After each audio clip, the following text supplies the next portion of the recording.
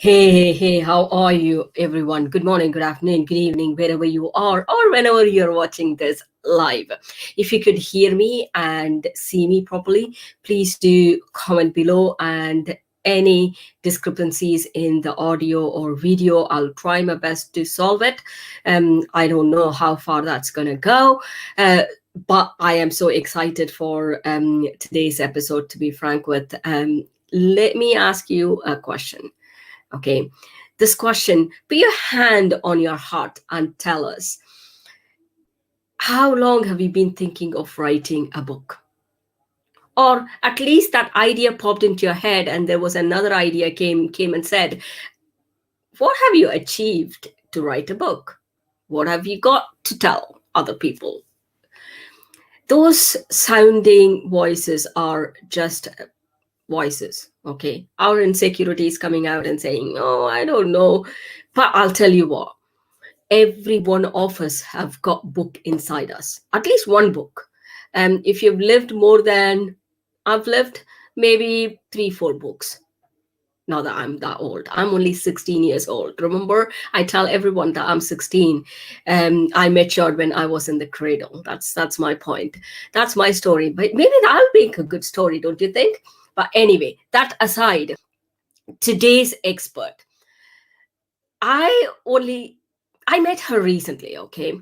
And then we had a chat. I told her, oh, it'll be just for 5 minutes. I just want to get to know you and get to know your story. And I started researching about her and her website. And I read few things, few newspaper clippings which she had on her website. And I was like, that was a chilling story to even comprehend in my head. And then I said, I've got to meet her. I've got to just speak to her. 15 minutes. Just tell me, the 15-minute talks, how long it went. That also out of compulsion, because I had a meeting and she had a meeting, or she said, okay, I've got to go and lie down or something along that line. And then I said, oh, 2.5 hours or 2 hours, 15 minutes or something along that line. And then, oh God, we are going to have a blast on Wednesday. That was my thought. So let me bring Mary up and read her bio. She is author herself and sold quite some of copies, being a self-publisher, or at least 3 years. It's not that numbers doesn't add up.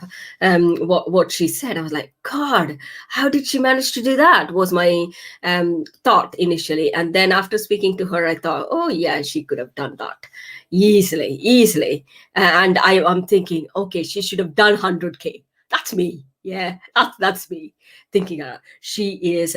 I call her Energizer Bunny, okay? I'm not bothered if she takes offense to that phrase. After speaking to her, after 2.5 hours, you would think I would have gone tired, right? I finished most of my to-do list on that day, and I was a bit amazed what's happened to me. And that was that kind of person, inspirational and energizing person. She is. Let me stop talking, okay? And read out her bio and then bring her on the screen.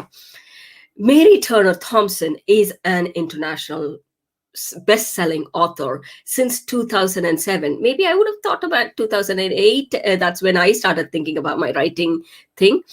And she's a writing coach, and she's also self-publishing consultant. This is more important because it keeps changing, self-publishing world. That is more important. And she has helped individuals, adults, and children, schools, and businesses through every aspect of creating and selling their book, helping them with writing, coaching, brainstorming. If you think, oh, I don't have a book in you, just speak to her and find out whether do you have a book in you or not, which I strongly advise, not suggest. Editing, layout, and cover design, publishing, launching. Oh my God, I'll be here talking about her. Let me bring her on the screen and let's hear from the horse's mouth. What a brilliant introduction. I think I should take you with me everywhere I go. if you had let me, I would be here talking about you. Don't need me here at all. I'll just go. You just. Absolutely brilliant. Oh my God, this is just so funny. Mary, we both of we are going to be giggling throughout this show. Yes. Please bear with us. Please bear with us. I don't do anything else really. I mean, that's my way of life. You just have to laugh at things, and you get so much more done when you're laughing. True. It's also good. It's also physically and mentally good for us, irrespective. Best exercise. So tell us about you. It is. Tell you about me. Keep it short. Oh gosh, right, okay. Well, I'll give you a very brief summary of the book because people might want to know how I got into this. And that is that I was a marketing consultant and business advisor for the Scottish Enterprise Network in 2006. I was also married with 2 kids to a man who was humble, lovely gentleman, sort of like, etc. Seemed like the perfect dad, perfect husband. There were some problems, but it was just sort of like a marriage with somebody who is IT in a way all the time, etc. So it was quite challenging. But to cut a very, very long story short, I found out on the 5th of April 2006 that he was not only married to someone else and had been for 10 years longer than me, but he wasn't. He initially thought he was infertile, and when we got pregnant the first time, it was a miraculous event, and the second time was even more miraculous. But it turned out he's actually got 14 children by about 8 different women. He actively impregnates women to rip them off for money, and yes, he'd ripped me off for £200,000. So my reaction to this was initially stunned, and then I actually walked into the Edinburgh Book Festival and started doing workshops and writing. I walked into a bookshop and I said, I want to read a book about this because that's my reaction to things. I want to see someone else has been through it first. I want to know how they dealt with it. And when I went into the bookshop, I went up to the teller and said, I've just found out my husband's a bigamist and a con man who actively rips off women, by getting them pregnant. I want to read a book about it. And the guy behind the counter kind of went, just went, not been done, mate. So the next thing I did was walk into... Have you lost your mind? Exactly. And the next thing I did, I was walked into a publisher and I said, this has happened to me. I'm going to write a book about it, because it literally hadn't been done. I was the first bigamist's wife to walk into a publisher and actually say I was going to write a memoir about my experience. And I thought that was extraordinary. And one of the reasons there is a kind of perception of idiocy. If you've been in a relationship with somebody who's having an affair, how did you not know? Sort of like maybe you were doing something, they were playing the field. The thing about my situation, which was so good for me, not one person has ever turned around to me and said, well, what were you doing? Why did he do that? So what, were you not a good wife? It's because it's like he was clearly setting up the con from his wife and his nanny were both pregnant by him when he first contacted me, online dating. So it was clear that this was a very one-sided thing. So it was a very easy thing for me to do, whereas where there's other ones where there seems to be grey area, the victim tends to be victim shamed. So I was really lucky in that respect. So I wrote the book, and I literally it's not the victim shamed. It used to be, yeah. It certainly used to be. It's also telling the story as well. Getting comfortable telling that. That's what happened to me. The very first thing that initially it starts with us. What were we doing something, or what was I doing at that point? He's more polygamist instead of he's a psychopath. And his wife. He's not a polygamist. He's a psychopath. He is actively impregnating women to rip them off for money. My second book, which is coming out in March, is called The Psychopath. So the first one's called The Bigamist. The second one's called The Psychopath. And The Psychopath is very much about bringing the story up to date. So it's a sequel to The Bigamist. It's what's happened in the last 14 years. It's everything I found out now about psychopaths. So when I do speaking gigs, I'm usually talking about psychopaths. So I'll try and avoid shuttling into that. But yeah, so I do speaking gigs about psychopaths and about dealing with psychopathy, about recovering from trauma, you know, all sorts of things like that.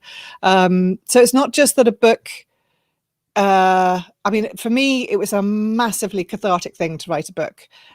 In 3 months, it got all that information out of my head, and it is incredibly cathartic thing. If you speak to a psychologist or a psychiatrist and you tell them what's happened to you, it's very cathartic, but you don't really know what you've said and what you haven't. But when you write something down, you can actually see it, you can read it, and it's physically in front of you. It's not words that are going off into the air, it's physically in front of you. And as a result, you actually have this, you know, you don't have to contain the information in your head, because it's like Dumbledore's pensieve. Don't know if you've watched Harry Potter, but Dumbledore's pensieve is he takes the thoughts out of his head and he puts it somewhere else, so he doesn't have to think about it. What she's really talking about is writing it down. So it's incredibly cathartic because you no longer have to carry that burden around with you. You know, you've got it in book form. You know, you've got it. I can't believe I've not actually got one to hand. There's one behind me. You know, you've got it actually physically. It's more therapeutic in its own as well. That's what you're talking about. Saying, I'll get that pain out of my head and put it in a book. That means I've written something out. Yes, I don't and have it's like, to even if no one ever anymore. reads it. Yeah, even if no one ever reads it, that in itself is worthwhile doing if you have any kind of trauma or anything in your past. You know, but the other thing is it's also a launching pad to another career. So the book has allowed me to do speaking gigs, you know, all over the place, all over the world. It's allowed me to talk on TV and radio. It's allowed me to do, you know, all sorts of things. Every time there's a psychopath in the press, the radio rings me up and says, "Can you come and do another radio show and talk as the expert on psychopathy?" Because I can laugh about it, because I can talk rationally without being emotionally upset about it. You know, so a book isn't just a product you can sell. A book is something that is a cornerstone of your expertise. It's a cornerstone of a business that you can run, and doing speaking, doing training, doing, you know, it's a badge of honor to show that you have knowledge enough to fill those pages. It's also the legacy. So yeah. It's a legacy, even after it. Sometimes people do tell or in your family, or grandma was like this, or great grandfather was like this, and we have not experienced it. We don't know what their story is. If they had written it down, we can read. No one has to tell us what they were doing, what they were going through, and it's your story, and which you're telling from your own experience and from your own words, rather than diluted or exaggerated by someone else in a way. How many of us today, sort of bearing in mind it's the 11th, how many of us today would like to have read our grandparents' stories about the First World War? How many of us would have liked to have? Yeah, exactly. You know, it's like, even if these are family stories, I sat down with my father when he turned 85, and he was getting very circular in his conversation. And I sat down with him and I helped him write his life story. And, you know, it's not worth publishing. It's not worth actually, but we printed 50 copies of his book, and he worked on it for 2 years. And for 2 years, he was trying to access memories he'd not thought of before. And it totally re-engaged his brain. I mean, he's having been very circular, his brain just, you know, re-engaged again. And he lived till he was 93. And up until 2 weeks before he actually died, he was fine. Mentally, he was fine. Whereas at 85, he was starting to get very forgetful. And it's an incredible thing to do for an elderly relative, is just sit down and get them to write down. I mean, not only do you have that for your family, but you also it helps the individual that's doing it. Did you know, I mean, there's some really, really fascinating things. Did you know that if you read, and same as if you read, you have your better health, you have your mental capacity lasts longer, but you live longer as well. Did you know that? You actually live longer if you read. And the benefits I will be living longer. But the thing is like, you take those aspects of... I'm happy. Not the other people will be happy because... But the thing is about the writing is that journaling, and what's now called bibliotherapy, if writing and journaling and writing down your thoughts, etc., actually has the same benefits as writing as reading. So not only if you write do you get all the benefits of the reading that you would, you live longer, you're mentally healthy longer, you're fitter, you etc. But you actually not only are you helping yourself, but those people that are reading your books are going to live longer, be healthier, etc. So I mean, if you think about it, it's quite an incredible thing to do. You know, it's quite an amazing thing to do for yourself and for the world, is to write a book.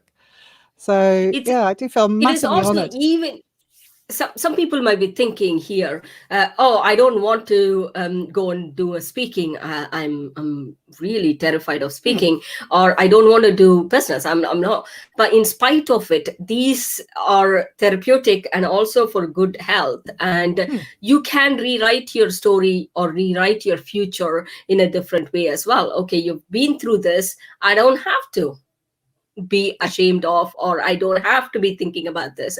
Now let me move and open a new chapter in my life. That's a very interesting way to think about it. Yeah. Well, there's so many things that books can do. You don't have to go into speaking or training or anything else. It can just be a product that you sell. It can just be something that you want to get out in the world for your family and future, etc. I mean, the average book sells about 500 copies. So that is, you know, when we're talking about, we're lumping in J.K. Rowling and everybody else in that average as well. So you can imagine there's a few people at the very, very top end who are selling a lot of books, but it counts as a bestseller, counts if they sell 5,000 copies of the book in its lifetime. So it's not a lot of books, but, you know, so the people sort of feel like if you write a book, you must be a millionaire. Not unless you're J.K. Rowling. Oh yeah, that is another thought process as well. You can make money from it. Yeah, you can make money from it. There's very, very few people that can live off their earnings.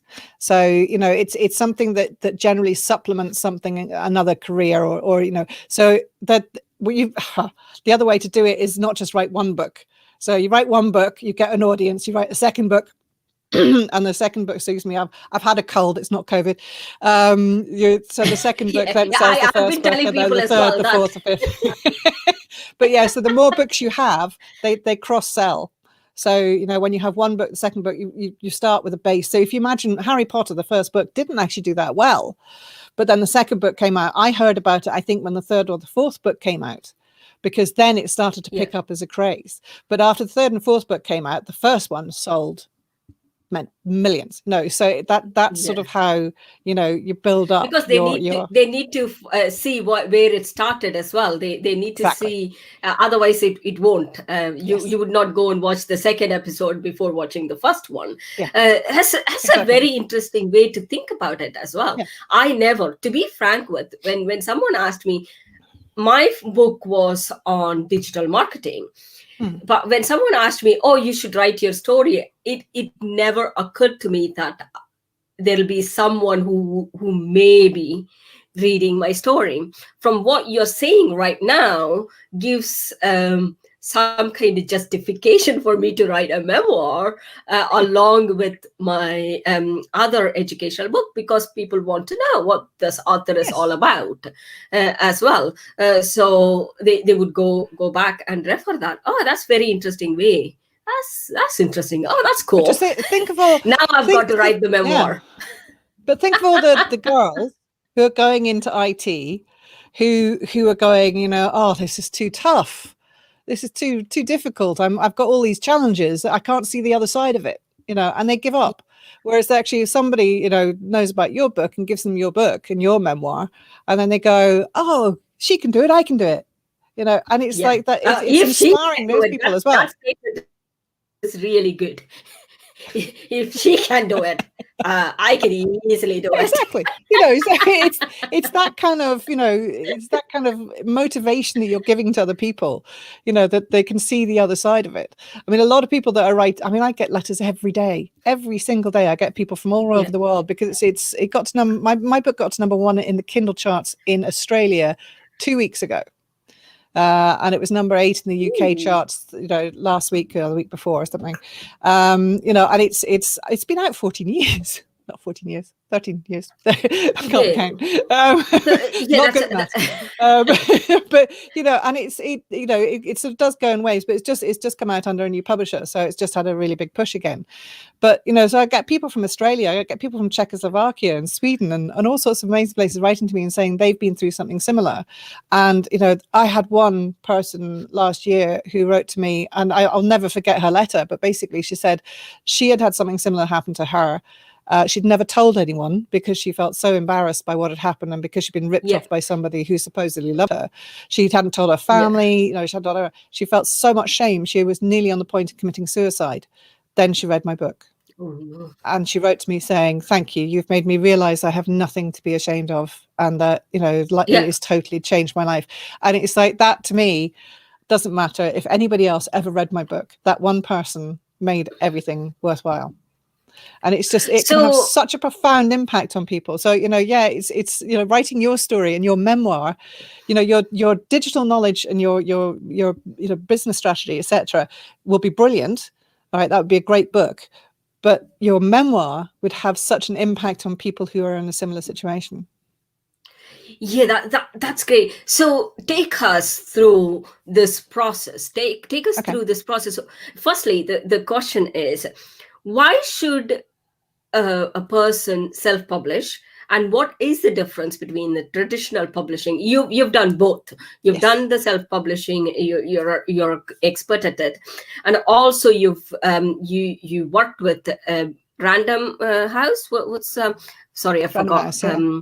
That's okay. Random House, yeah. So you work with them, and also you're working with a new publisher. So what is the difference? What is the difference between the traditional publishing and self-publishing?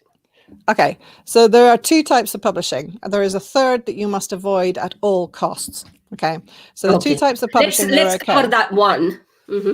Okay, so the two types of publishing that are okay are traditional publishing and self-publishing. Okay, traditional publishing is where you hand your manuscript to somebody, they take it on, they do the cover, they do the design, they do the layout, they do everything, they do the marketing, they upload it to Amazon, they put it in bookshops, and then once you start getting sales in, every 6 months they'll give you a royalty statement, and they will give you about 10%, it depends on the publisher, but about 10% of the profit that they make. So after all their costs are covered, they'll give you about 10% of the profit that they make on all those sales. Now, it's worthwhile. Having a publishing deal gives you credibility and gives you, but you don't make much money on it because they make all the money. That's what I was going to ask, Yeah, so they're taking the risks and using their skills and also using their contacts, etc. But that's a sort of if you're going to sell a lot of books, that's a really good way of doing it. You don't have to do anything else. You do the writing, you hand it to them, they do everything else. So it's quite fun to do that. The second way is that you do self-publishing, and that means you can pay somebody like myself to do with the editing and the layout and the design and stuff like that. So I can help people with all of that, but it doesn't have to be me. It could be a graphic designer. You can do it yourself. But you have all those bits that the publisher normally does. You do yourself. Bless you. Sorry about that. That's okay. And then you can use a platform like KDP, which is Kindle Direct Publishing, which Amazon provide. And although Amazon are can be a company that doesn't do taxes and stuff like that, to the authors, they're absolutely brilliant. Okay, so as a company to authors, they're very good. So the Kindle Direct Publishing platform allows you to upload a book that they will print on demand. So somebody orders my book this afternoon, they print it this evening, they send it out tonight, and the person gets it tomorrow, kind of thing. All right. So you don't have to hold any stock. You don't have to have loads of print copies. You don't have to do anything. You can literally just electronically upload it. And the same with ebooks. You have to electronically upload it. And then they sell it to their customers. They know who likes those types of books. You promote it, etc. They sell it, and you get about 70% of the profit. So Amazon still get a cut. If you send it to bookshops, they'll take about 50% of the retail price. So there's all sorts of things about pricing, but you can do it yourself. But you are in control. You have all those things. So those are the two different types: self-publishing and traditional publishing. So I was originally traditionally published by Random House, had it for 10 years, and after 10 years they said, right, well, we don't think it's going to go any further. So I said, well, can I have it back? So they gave it back. And I just literally just gave Do it you back. need to buy when No, didn't need to they buy gave it. it back to you? Do you need to pay something? That depends on the publisher, but in my case, no, I Yeah. didn't. They just said, "Oh yeah, have it," kicking themselves now. Okay. But you know, so that Yeah. was their problem. That was their problem. They just went, "No, we've had it 10 years. It's really done." Most bookshops are kind of 2 years they're on the shelves, you know. So mine is quite exceptional. How many did you sell through them? How many did you sell through them? I think numbers. So okay, roughly around about 50,000. So in the 10 years they had it, roughly around, so slightly less than 50,000, I think. So and in 3 years you sold 50,000. Yeah. So I got it back in January 2017, relaunched in February, and from February 2017 to March this year, there was 50,684 copies that I sold. All right. So self-publishing, and for those, you know, instead of getting 79 pence per copy, I was getting £2 something per copy. So massive amount more when you're self-published than you do when you're traditionally published. And the thing was that I got the sales hour by hour. I knew what was selling. When you're traditionally published, you only see it every 6 months. So you don't know what's working, what's not. From a marketing perspective, when you're self-published, you know exactly what's working. When I did This Morning TV, and I did it 3 times. When I did This Morning TV, I saw a little bump in sales. When I did The Right Stuff, I saw, like, by the time I got on the train to come home, I'd sold over 400 copies. So, you know, you can really see immediately what your sales are on KDP, which is really, really, I mean, that's what I mean. Amazon are really good to their clients. In this year, what is that September, third? So the third one, I'll get to that just one second. So my now experience is, because I did so well on KDP and Amazon, I was then targeted by a new publisher called 𝕚𝕚𝕚𝕚. Now 𝕚𝕚𝕚 is the traditional publishing arm of Amazon. So they're cherry picking the books that are doing really well as self-published, and then taking them, and you get all the advantages of still being self-published, in the sense you still get the same amount of money, you still see the hour by hour sales, etc. But they push it and they market it, and you know, in the since September the 15th, had over 21,000 sales, and that's just in that 7-week period. So yes, doing very well indeed. So, you know, there are publishing companies, you know, that Amazon is actually very good to their authors as well. The third type, which you must not touch, as a barge pole. If somebody says to you that they are a traditional publisher, and they say to you, we're a traditional publisher, but we want you to invest some money in as well. All right. That is the biggest red flag of everything, right? You are either, if they're a traditional publisher, they pay for everything, you pay for nothing. All right. You don't have any control. You don't have any, you can't decide on the cover or anything. They can change the title of your book if they want to. All right. They're basically taking in the third instance. Yeah. No. So the two that are good and the one that's not. So in the traditional publishing, they have control over it. Self-publishing, you have control over it. So in traditional publishing, they take everything, they do control, but they pay for it, everything. The third one that you mustn't use is called hybrid publishing. And hybrid publishing, they never have to sell a book. All they're doing is selling their service to the author. So they're paying, you have to pay a couple of £1,000s for your cover, you have to pay a couple of £1,000s for the editing, you have to pay this, you have to pay that, and then you have to commit to buying 500 copies of the book. And they say, but they pretend. God. Yes, I've been approached by those people. They pretend they're a traditional publisher, and they say, oh, we think your book's really great and we really want to promote it and we really want to do it. And we're going to use our network behind you, etc., to do this. But you need to invest some stuff as well. And it's like, no, it's a con. They don't ever have to actually, I shouldn't say it's a con, because they are doing what they say they're going to do, but it's a misconception because they never had to sell a book. They're making the money off the author. But you could use that money, because I've been quoted for this type of work around about £10,000 or something like that. Yes. $10,000. Sorry. I mean, what are you going to do with $10,000?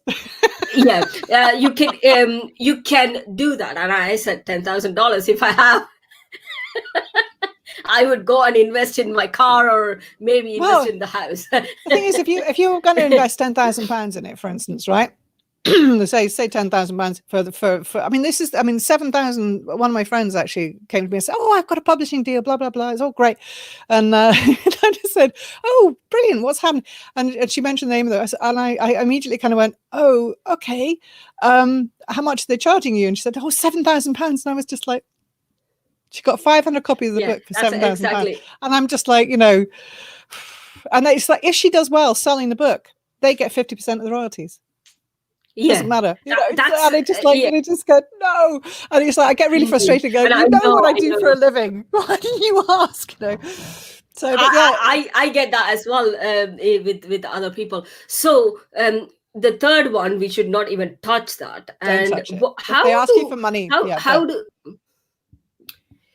Now I'm going to just go into another level of like, okay, you've convinced me I need to write a book, I need to publish the book, and that's good, well and good. Where do I start? I don't even know whether my story, I don't have a story like yours, which is like, oh my God, you've gone through so much hardship. There is no rags to riches story. I've not been president. I've not even done anything. Climb Everest or walk. It doesn't matter. It doesn't matter if you fall off a mountain. It doesn't matter. Everybody has a story. I haven't cut my thumb. You have, okay, right. We'll take you as an example. You have gone into an industry which is mostly male dominated. All right. You have had to, you know, sort of like you have had to actually interact with people in a way that I haven't. Right. And I don't have that experience. So you have a story that I can benefit from because you have a perception and a view on life. And it doesn't matter whether you were conned or abused or attacked or, you know, like I have been, but, you know, or whether there's books about people that have fallen off mountains and they've had to have the rope cut and everything else. And they are really dramatic and amazing exactly stories. What I mean. Yeah, but they're amazing dramatic stories. And there are a lot of those and they're good to read because it makes you appreciate your own life better. But there are also books that, you know, so just having a woman who is in a marriage that isn't happy. It doesn't have to be abusive or anything else, but, you know, isn't happy. And eventually at the end, she goes, it's okay for me not to be in this marriage anymore. You know, that is a story that people learn from. And it depends how it's written and how it's conveyed as to whether or not it will be successful. That makes sense. So everybody has a story. I mean, it could be about overcoming childhood obesity. It could be about, you know, sort of like living in a certain area of town, which was rough and actually helping your neighbors. It could be anything, raising dogs, just anything. Everybody everyone who's alive has a story, you know? And it's like, I would buy book about dogs, definitely, because even though we had dogs in India, the way we treat dogs in India is totally different from way here the dogs are treated, like king and queen. In India, it's not that. There is no efficacy, not efficacy. That might not be the right word. There is no thought over it, even though they love their dogs. My mom loved it, and he's been a part of our life. She sees him as her own child more than us. That's another. We are jealous. We are jealous. Not jealous at all. No. So it's. That is a very, very nice. So how do we start? How do we start this? Like, okay. Well, do we come bear to in mind you, as well, or can we write down the story? Absolutely. I mean, we're going to. I don't know how much time we've got, but we're already literally coming one time after. We have to do the whole series of them. Yes, I mean, anyone can come to me, and I mean, I have a waiting list, but you know, I work my way through it. I try not to work on too many projects at once because otherwise I get really confused. If I'm doing a horror story and a memoir and a business book and everything else, that, you know, if you're doing 10 at once. So do you do any type of books? I do any type of books. Yeah. Okay. I mean, I'm obviously a specialist in memoirs, but no, I'll help people with any type of book. I mean, people can come to me and say, I would love to be an author, but I haven't got a story. So I can work with them on actually trying to tease out, what their knowledge is, or what their favorite type of genre is, or, what they would like to write a book in. Sometimes it's children's books, sometimes it's horror, and it's actually getting them to really sort of hone down and, look at what their aims are and what they want to achieve with it and how they want to do it. So sometimes I actually have clients that I'll meet with once a month or once a week or, once every 3 months. It's whatever suits the client. But, it's having that point of contact, somebody is going to talk to you about it, that makes you kind of focus on thinking about it so you're ready for that meeting. So, quite often it's sort of like it's a relationship, and it's having somebody who's solely focused on that aspect of what you're doing. So it's like any kind of coach. It's like, but, so we do sort of planning, we do plotting, if it's memoir, we start looking at your timeline and your history and, the relationships and the cast. So the people who are involved in that story, we look at the legalities and if there's okay to talk about this, whether you have to do it under a pseudonym. If it's a novel, we look at the timeline and the plotting of it and what the chapter headings are going to be. We'll look at, so it all depends on what aspect they're looking at. But whatever it is, it's not one size fits all. Everything is bespoke.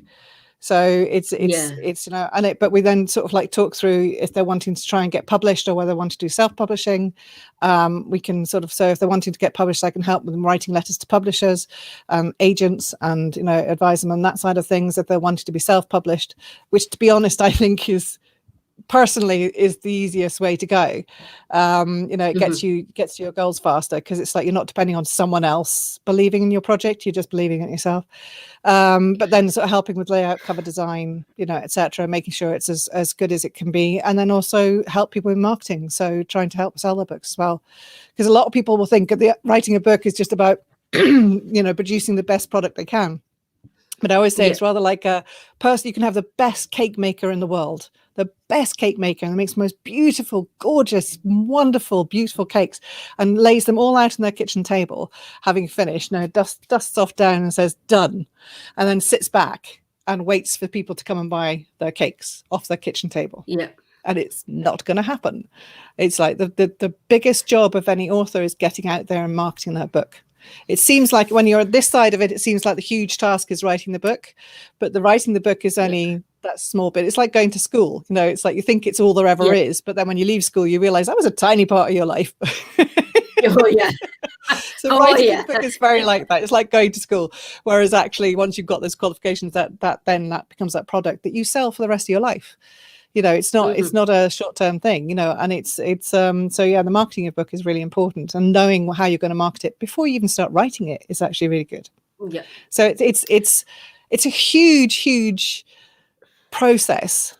But it's actually, that's where I come in. I come in as the person who keeps the person who's trying to self-publish on the right path, and making sure they're not going off and sort of doing everything about that and then forgetting what the aim is in the first place. Yeah, Tracy, she just joined and she's left a comment saying, I'm going to watch this back later as I am looking into writing some children's books. I think she's put Dome, but it's a typo. It's some children's books. That's quite interesting. Domed children's books could be quite interesting. Oh yeah, let's come up with that. I can't tell you how many bizarre stories I've come up with from typos. It's great. I think it's brilliant. Oh, you have not seen me. I've got brilliant stories of how not to write words. And the question here is, do we need to? When I went to a publisher, he asked me, or they asked me, I should, but he's one of the CEO or someone in his own publishing house. What he asked me is, how many followings do you have? How many? What is your market? Social media? Yeah. Is this important, that how many followers we have when we write? This is also putting people off as well. Like, I don't have any followers. I don't have email list. That's for business people. So what happens that point, do we need to worry about it or write a book which is going to just satisfy our ego, or do we need to? It depends. I know it depends on why, but how do we take this? How do we take this? Because that's the largest part of it as well. Yeah, but if you are a somebody who's on social media and has a large following, right? So, for instance, if you are talking about cookbooks and recipes, right, and that you have a massive following where you have 50,000 followers or 2 million followers or whatever, and you go to somebody and say, I've got this cookbook. They know that you've got 2 million or 50,000, whatever it is, people who are likely to buy the book. So from the publisher's point of view, it's a safe bet. So they want to, they go, this person's already got an audience, right? We don't have to find them. They've already got one. But you've got to think as well, when that person goes to the publisher, it's like what they're really doing is saying, I've got this huge market. I want you to produce the book and you get 90% of the profits. So you're not even using their market, right? It's like, so that's where I kind of go, why would you do that? You'd be much better just producing your book, getting help, paying somebody to produce the book, because you'll get the money back because you know you're going to be able to sell to that huge audience. If you, however, I mean, I had no audience. I had nothing. I had a few mates. I had no money. I had no audience. When I went to the traditional publishers, I had no reputation. And it's like for a long time, actually, the traditional publishers were only taking celebrity books. Because those celebrities had these your story has got a movie appeal to it. It can be done into a movie. It can be done into one of those TV movies, which they do. So they've got that appeal to it. They might have thought, okay, if this picks up and sells millions, we can get a TV movie deal. I would say as a piece of advice as well, if you do go to get a traditional publishing deal, do not give them the film rights, because a traditional publisher will be cheeky if they think they can get away with it. If you don't have an agent, they will slip in that contract that they get 50% of any film rights. And it's like a publishing contract with a literary publishing contract is just about the book. And there's an organization called the Society of Authors that if you are offered a traditional can't even speak, if you're offered a traditional publishing deal, you can go to the Society of Authors and they will check your contract for you. They don't charge you for it, just to make sure that the author is being protected. So, but there are certain things like that it's worth getting an agent. Even if you get a publisher first, it's worth getting an agent as well, because they will check the thing for you. My agent is a lady called Jenny Brown. She takes a percentage of everything I earn, but she is worth her weight in gold. Absolutely. She has definitely earned me more money than I ever would have otherwise, because she makes sure that all the contracts are in place. She's, we have sold the rights to the film, several times. That's complicated as well, but basically they buy an option, and then if they don't use it, you get it back again. So we've done that several times, and that's how it works. And we've always got people coming to us saying we want to do this. So while I've got 3 companies waiting in the wings if the one currently doesn't take it up and do it. So it does. That an agent is worth. No, your story in itself, even though I have not read the book yet, which is not right, I've got that appeal to it. That's why. I always find it funny when people are talking about I've done is not read your book, and it's like you don't have to, No, it's so clippings in itself was very chilling. When I read that first clipping, you should see goosebumps on my arms. I was like, oh my God, I don't want to read this whole thing. That was, and then you said it's not a sorry story. It's more of informational of like. I don't do misery memoir. I don't do misery. That really, memoir should not be a misery memoir. I even though it's a story. So. We've ascertained that even if we don't have a clue of what our book could be, we can come to you and we can brainstorm ideas, and it doesn't matter which type of book is going to come out of us. It could be very good book. So on top of all of this, what is the thing which I know you've got? You have got three publishing house, or the Book Whisperers I've is got yeah, I've got your I've got a company. you work with two other authors. Yeah. So we've got, well, during lockdown, me and two of my friends who are both published authors as well, both very different circles of expertise, and we were sitting in Dobbies just before lockdown, knowing that the country was going to go in March, going to go into lockdown, and we were like, you know, that there's all these nurses and all these frontline workers, and here's us authors. What can we do? What can we do to help? And we were just chatting over a sausage roll, and just just said, you know, well, the only thing we can do is share our knowledge, and you know, people are going to be isolated at home. What we could do is entertain them, and what we could do is actually, you know, sort of teach people how to write, because the one thing people are going to have on their hands is time. And so many people have said to us, if they only had time, they'd write a book. So we started this Facebook group called the Book That's Whisperers. an excuse. That's an excuse. I know, but you know, suddenly, you know, it's like, the thing is, like I said, you know, if I only had time, I'd sort out my attic. Did I sort out my attic? No. Right. So it's my attic's still a mess. But you know, I don't think I was ever busier than I was during lockdown.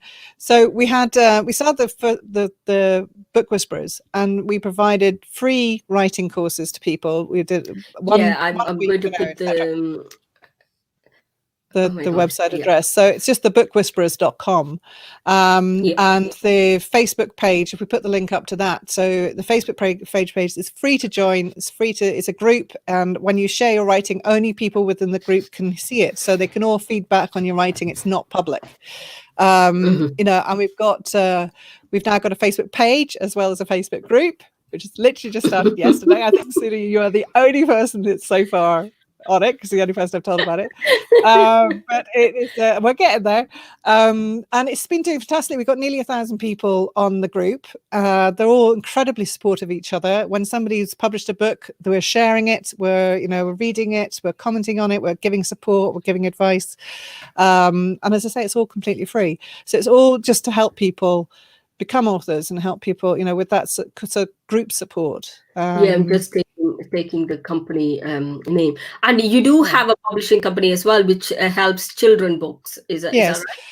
Yeah. So WhiteWater Publishing, I started in 2009 because I was going in and doing author events at schools, and I was helping these kids write these stories. Then after I left, you know, the stories, you know, just disappear into the ether, and I just thought, I want to really inspire them. And so actually we started WhiteWater to publish books by children for children. So the idea was, when we did a book with a school, the school gets, you know, the kids see their work in print and the name on the cover of a book. The teachers get a showcase of the work they do. The parents get a keepsake of what their children is getting involved with. And the school gets to sell the book. So they raise money for the school. So, you know, in this sort of project, so I've been doing projects, you know, for the last 10 years, just in writer in residence in schools, where I was working with every single class in the school, or just working with one class or one small group of students who just need a bit of a boost. And it's all about raising their interest in books as a whole. So, you know, I've been doing that. I've been doing, you know, sort of like, but unfortunately schools shut in March, so I haven't worked with any schools this year. So I just finished up a couple of projects, but, you know, we don't know where that's going now. So yeah, we have to wait and see. Actually, but kids has got so much imagination. I think we all should be encouraged to write a book when we were kids. That would give us a boost to write more as we grow. When I was, if someone would have, I'm more studious, more bookworm. My home, if people could not find me in the class, they can find me in the library. That's how, even though I'm very talkative, even in the library I talk, but I do absorb book. Like it makes me so happy to read a book. It doesn't matter what I'm reading. It always gives you some kind of knowledge, whether good or bad or ugly. Yes. Yeah. it does give you that knowledge of, oh, I know about this, and I can talk about it with an authority and confidence that I've read somewhere by someone who's written it. There's a lovely expression. So there's a lovely expression, which is, you know, when you read it, you live 1,000 lives. When you don't, you live one. Yeah.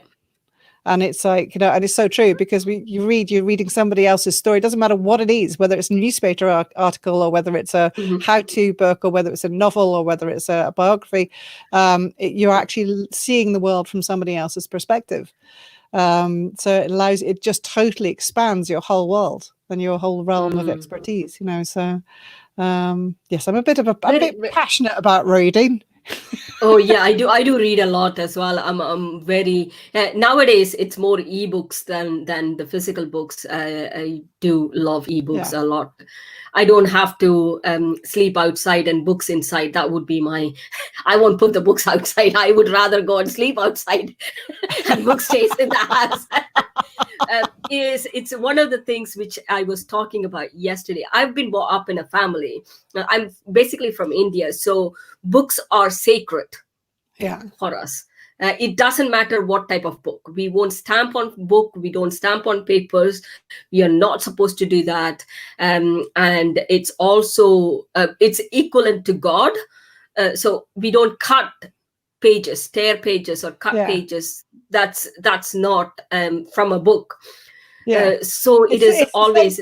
It's the same in the UK. That we have a reverence for books. We have a, you'll find very few. Just ask somebody if they'd be happy throwing a book in the bin. It's like they were just like, no, I can't, Whereas if it's a catalogue, no problem. It's still paper and it still looks the same. It's my God, you've changed you've changed my my perspective. This is another thing. I even think catalogue is a book. I don't throw them. Oh, you must have a stack of IKEA catalogs that have come through the door over the years that you just can't throw away. And I can't. I take it to the what do you call, skip the place and leave it on their walls.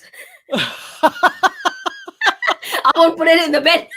I leave it on the wall. Even people that don't like, but even people that don't read and don't like books in that sense, they won't throw them away. They'll take them to a charity shop. Even if they have to be really badly damaged for you to actually go, okay. And when you put it in the bin, you do it really gently and carefully. It's like it really is an uncomfortable thing. It really is ingrained in our society so strongly that we revere books, and I think that's a good thing, because it's knowledge. Oh my God, we'll be sitting and talking about this. It's almost an hour. Oh, we could do this all day. I mean, we have just scratched the surface of what the situation is. I understand. I totally understand. So, if you had to give a person 3 tips, what would that be?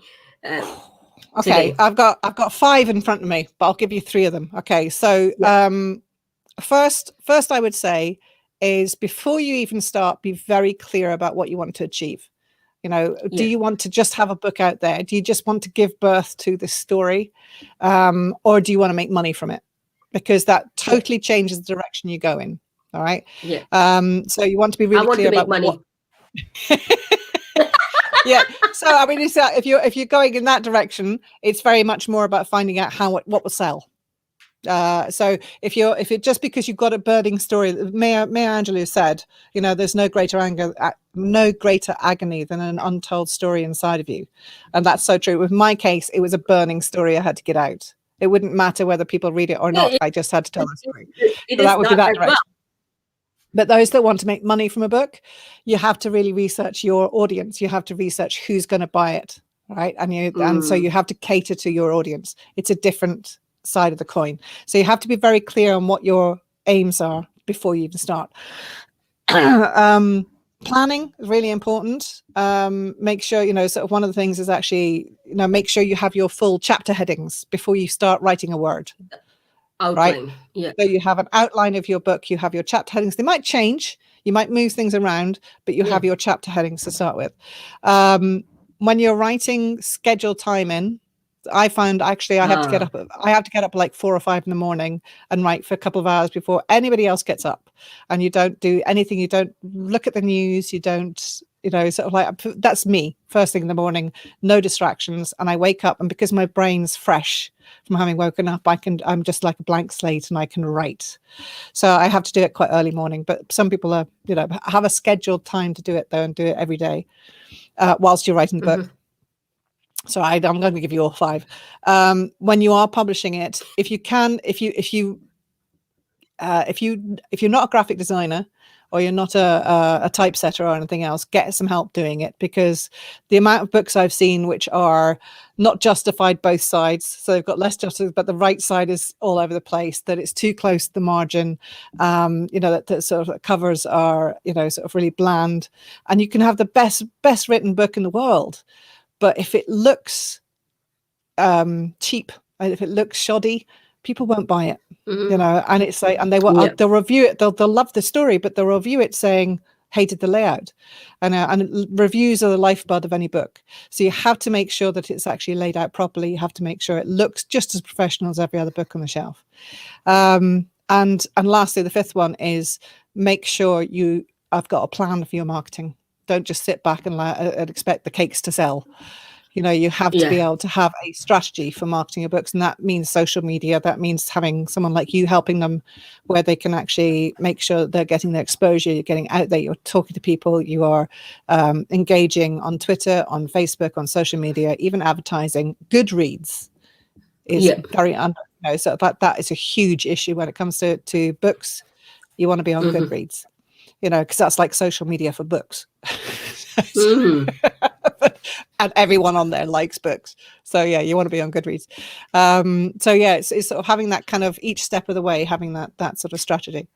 That's very interesting. Thank you very much for coming on the show, and I would get you again, because I have got so many questions which I could not ask, otherwise we will be here. But this has given some people about you, they can come and work with you.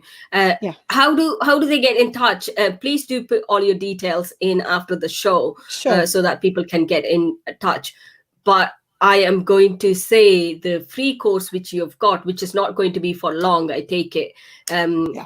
It is one of the best ones. You've got very good layout. The exercises are brilliant. I'm still in week 1. I've not gone past the week 2. This is why we did it. Very unlikely of me. Each course was 6 weeks long. And it was just, we really did think, we're trying to do it in bite-sized chunks so that people would have a week to work on the next size before the next one came out.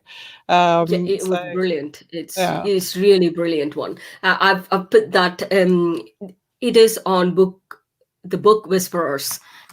.com. You can go and look at her. And you can with the Whisperers Facebook, which I've only just noticed, like after how many months is actually spelt wrong. It's like, I'm dyslexic, so it doesn't stop anyone becoming an author being dyslexic. You just have to use computer Grammarly. It's very good. But I've noticed there's an R missing in the Book Whisperers from the Facebook group. That is correctly spelt. You have done it correctly. I did it wrong when I set it up. So, but sort of the group itself, we go live, me and Sue and Lee go live every Monday night at 8:00, and we are ridiculously silly. We laugh the whole way through, but there's some real gems of knowledge. So, and we have a podcast as well, which you can listen to. And honestly, it is like 3 drunk women. We're just having a laugh. I can vouch for that, but I don't see it that way. But I do laugh a lot, but not on a solo show. I mean, if it's allowed, I might. It's a bit harder if you're not interacting with people, is it? But the 3 of us tease each other all the time, and they're constantly teasing me that I'm author royalty, and therefore, they're always saying I've got a tiara. So I've actually bought a tiara so I can actually wear it, because they constantly say I wear a tiara. So, but we're very silly. We're talking about dressing up as fairies and going into supermarkets and stuff like that. But we also challenge each other to write. So, knowing you and knowing Susan, I don't know much about Leah. I'm going to speak to her this afternoon. Oh, brilliant! Actually. Yeah. And she's a fantastic storyteller. Both of you is like, knowing both of you, I was like, oh my God, I think I know you more now after listening to 3 or 4 episodes of your podcast, and also watching 5 minutes of your live on Monday a couple of days ago. And I was like, oh, these women are just crazy. I would get along with them fine. It's like that kind of crazy, but with a wealth of knowledge. Really Yeah. laugh. It's the, I mean, that's true. That happens. Yeah. So it's just having a laugh at the same time as trying to sort of impart knowledge and, but bite size, knowledge of different things and writing techniques and stuff like that. So yeah, having fun along the way. Joy helps. Yeah, having fun is more important. Okay, quick. It's all 1 hour and 2 minutes. So I'm going to just ask you quick rapid fire questions. Okay. What do you, if book is not available around you anywhere, okay, what would you like to do? Anywhere. You cannot write. There is no pen or paper or anything. Not even twigs or sand around you. I've got veins. I've got veins in the stick. No, nothing. What would you love to do? Oh, what do I like doing other writing? I play chess. I play chess as well. I know. It's like, I don't know if you've been watching the Queen's Gambit. It's a television program about chess, and it's brilliant, absolutely brilliantly acted, wonderful, and everything else. But if you play chess and you know chess, it's quite frustrating because there's several times that somebody's in check and they ignore it and carry on playing, and you're going, no, you can't do that. That would annoy me. I don't watch Apprentice. Stop. No, I don't watch Apprentice. Yeah, no, it's like I find that really annoying. So, but yeah, so I play chess. I don't know what I'd do if I didn't read or write. I walk the dog. There is no sand, so you can't walk the dog either. Oh, you don't have any other things to do. So playing chess, okay, I can take that. Playing chess. The next question, are you a tea or coffee person? Coffee. I love you, Mary. Coffee, I love you. Coffee, always. I'm a recovering caffeine-aholic. I am a recovering caffeine-aholic, and I drink bucket loads of decaf because I can't drink caffeine. Because if I drink caffeine, I don't sleep. So and it's like, so I actually but I am constantly drinking. It's like an alcoholic constantly drinking tonic water because they miss the gin. It's like, anyway, but yeah, so I coffee definitely. So the third question, if you had to go on a holiday, which place would you go? Yeah, I love the had to. Where would I go? You're forced, yeah. If I had the ideal holiday, it would be going down the Nile on a air-conditioned, secure boat where I could visit all the ancient monuments safely. But I've been to the pyramids and it's the Sphinx I'm most interested in, actually. But I would love to. I love history. I love, going somewhere where I would learn about history and stuff like that. So I would love to do that one day. So Greece, I've been to Turkey and places like that, and all the ancient monuments. I just really love that. So yeah, I would travel a little bit. Yeah. I'm not really a traveller, but I'm really fascinated by history. So I'd love to see all these ancient places. Yeah, Stonehenge. That's one thing. I'm not fascinated about history at all. I'm not a history person. Don't ask me about history or geography. I just can't.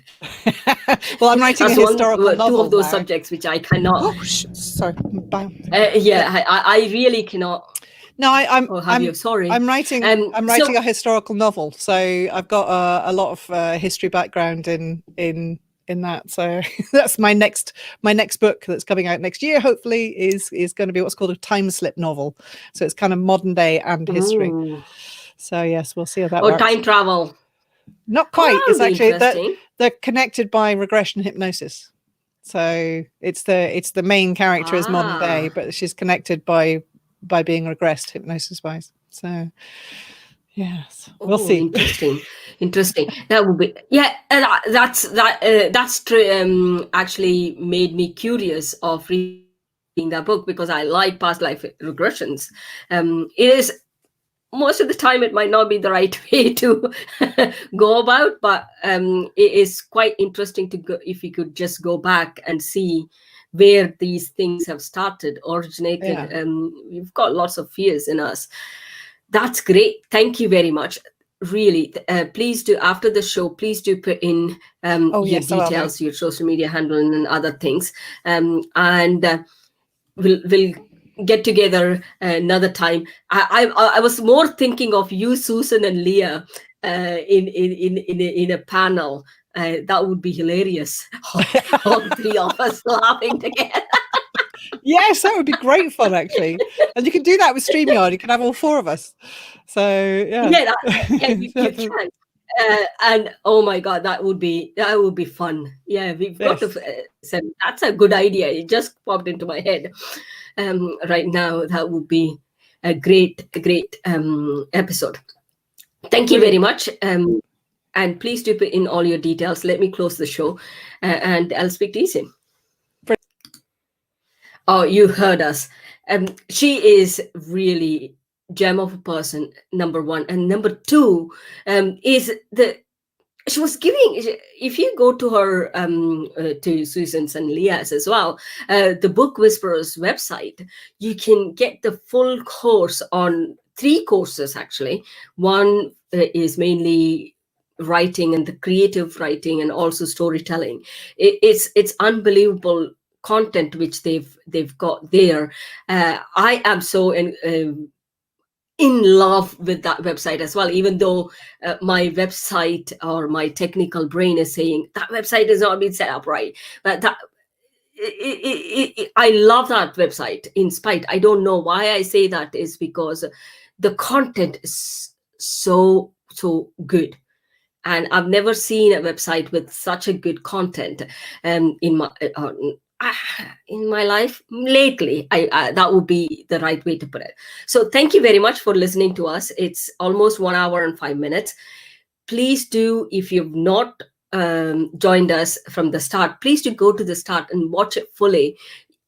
The whole episode is full of information, golden nuggets of like what you should not do. Once you know what you should not be doing, it is easier to get on with what you should be doing. That's a concept which is easier to navigate, I think. So please do join us or ask the questions in the comments so that we can answer back. And if you want to know more about, Mary is going to put her details in as comments. Go get in touch with her and learn more about that, more about what you can do with her when creating the masterpiece of your book. Thank you very much, and I'll see you all next week. Oh yeah, I've got a guest next week. She is going to talk about vision boarding. To lead us into the new year. I think that concept is more important for us. So don't forget to put writing a book in that vision board so that it can happen in 2021. That's all I've got to share with you. If I don't see you before the new year, Happy New Year, and I will get in touch with you later. Bye for now.